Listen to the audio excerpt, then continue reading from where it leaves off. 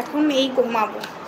হ্যাঁ, আমি একটা কথা আমি তোমাদেরকে কেন রেখে দিয়েছি লাইভে, আমি একটা জিনিস প্রমাণ করাবার জন্য। আমাকে মানে যে নাইটিটা পরে দেখতে পাও, মানে আমি তো সারাদিনে 2-3টে নাইটি ছাড়ি, যেটা মানে সন্ধ্যের পরে যেটা ছাড়ি সেটা আমি সকালে পরে কাজ করি, প্লাস নাইটিটা ভিজে গেলে আমি আবার ওটা ছেড়ে দিয়ে রান্নাও করি অন্য নাইটি পরে। তো সবাই একজন অনেকেই কমেন্ট করেছে আমি নাকি বাসি নাইটি পরেই কাজ করি। আমি ওই নাইটিটা পরে শুই, তারপর সকালবেলা আমাকে আগের দিন যে নাইটিটা পরে দেখে পরের দিন সকালেও নাকি সেই নাইটিটা পরে আমাকে দেখে। তো তাদেরকে মানে বোঝাবার জন্য আমি লাইভটা এখনো শেষ করিনি, আমার মাথায় তখনই চরম করে মানে মাথায় কথাটা এলো। আমি রাত্রেবেলায় নাইটি পরে শুই না, আমার নাইট ড্রেস হলো এটা। এই দেখো, এটা হলো আমার নাইট ড্রেস। আর যেহেতু ছেলে বড় হয়েছে, বুঝেছো, নাইটি পরে শোয়াটা উচিত না। এখানেও আমি শুতে পারি, বাট আমি আমার ছেলের মাকে ছাড়া শুতে কেমন যেন ভয় ভয় করে। আর আমি ওদেরকে ঢাকা ঢুকিয়ে দিই, তো আর একা যদি খাটে ছেড়ে দিই, ছোটোটা না এদিক ওদিক গড়াগড়ি করে দিয়ে পড়ে যে মাথা ফেটে যাবে, ওই জন্য এখনও ছোটোটা না আমার এখনও বুদ্ধি হয়নি গো, বুঝেছো। আর আমি কোনোদিনই নাইটি পরে শুতাম না। তো এবার ক্লিয়ার হয়ে গেল, আমি বাসি কাপড় পরে সকালবেলায় কাজ মানে রান্নাঘরের একটা গ্লাসও ধুই, মানে ছুঁই না। গুড নাইট, বুঝেছো।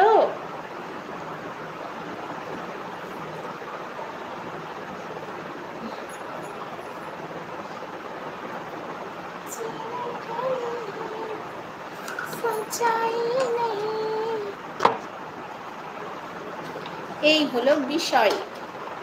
আমার বর লাইট অফ করে শুরু করেছে, আমি যদি এখন বেশি যাই না আমাকে এবার দেবে না, ফ্রিতে বকা দেবে, পয়সা লাগবে না, ফ্রিতেই দিয়ে দেবে ওদম, বুঝেছো। তো চলো, গুড নাইট। ফ্যান ট্যান লাইটের অফ করে দিই।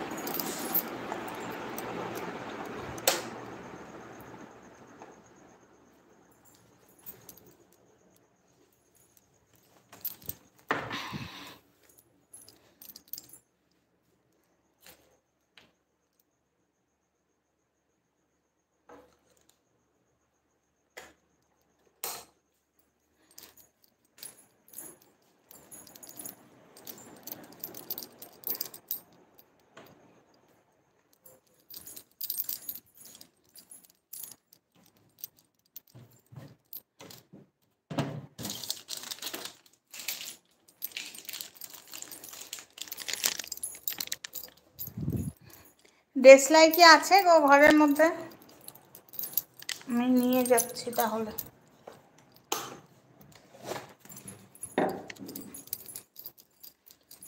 তোমাদের সাথে কথা বলতে বলতেই আমি সব কাজ রাতে সেরে শুয়ে পড়বো।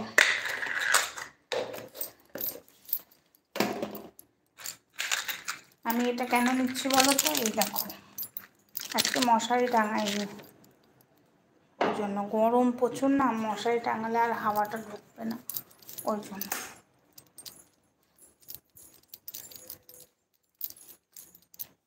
ফোনটা নিতে ভুলে গেছিলাম, তাই আবার ফোনটা নিতে এলাম। কত কিছু নিয়েছি।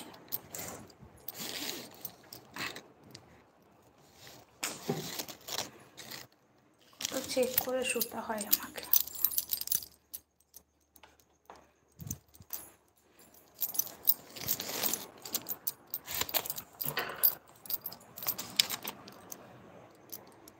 এই ঘরের দরজাটা লাগিয়ে দিলাম।